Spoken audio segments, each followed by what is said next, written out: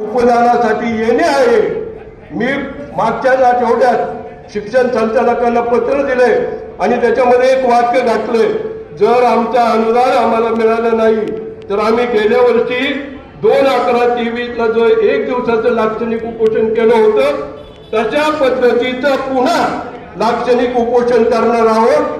आणि हे पत्र दिल्यानंतर त्याच्यात आपले 4.25 कोटी रुपये संगणकाचे कापून गेले, ते 20/11/18 नंतरच्या लोकांना परत मिळाले पाहिजेत। ते जर आम्हाला परत दिले नाही तर आम्ही उपोषण केव्हाही करणार आहोत। त्याचा परिणाम असा झाला, मी 13 तारखेला पत्र दिलं आणि 13 तारखेला संगणकाचे 4.25 कोटी रुपये परत देण्याचा आदेश गोसावी साहेबांनी काढलेला आहे। त्याचं पत्र कार्यालयात आलेलं आहे, माझ्याकडे सुद्धा त्याची प्रत आहे। म्हणून मित्र, आपल्या सगळ्यांच्या माध्यमातून या संघटनेला किती महत्व आहे लक्षात घ्या।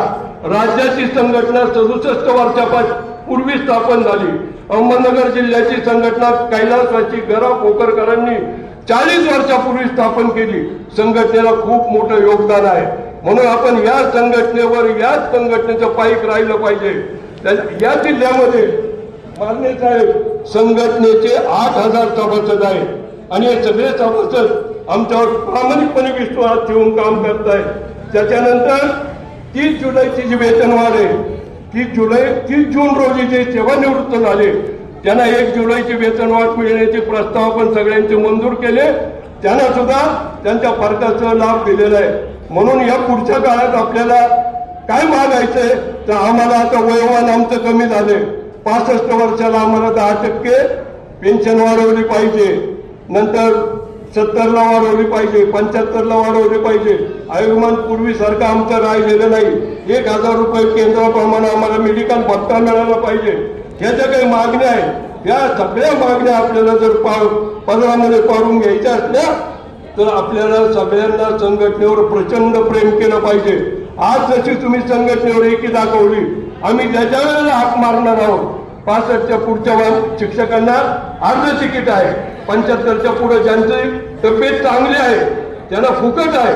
मग आम्ही समजा म्हटलं सेंट्रल बिल्डिंगला 1 दिवस उपोषण करायचं, आपण आले पाहिजे, आमच्या पाठीमागे उभं राहिलं पाहिजे, माननीय साहेबांच्या पाठीमागे उभं राहिले पाहिजे। आपले प्रश्न सोडवण्यासाठी आम्ही सदैव कटिबद्ध आहोत अशा प्रकारचं आवाहन करतो।